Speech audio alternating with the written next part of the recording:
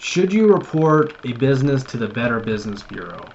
Every now and then I get asked this question or hear it brought up in conversation where somebody is alleging or talking about how a business has some false advertising purposes or they're doing some shady business, and somebody always recommends reporting to the Better Business Bureau.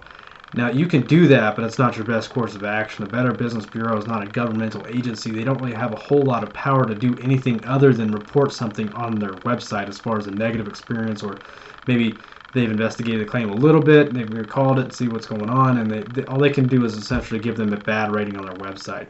And from what I understand, and I've been solicited by the Better Business Bureau, you can actually pay them to get onto their website as far as an A+ rating or whatever. So the Better Business Bureau is definitely not your best route to take if you believe a business is doing deceptive business practices or they're doing something shady.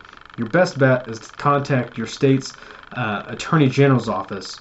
Every state has a Consumer Protection Act where if the business is doing something you think is deceptive or shady, or if it's not up to par, report it to your Attorney General's office, because they actually have power to actually investigate the claim, and they have the ability to press charges against them or fine them for their deceptive business practices if they find out. So if you think the business is doing something shady, do not call the Better Business Bureau.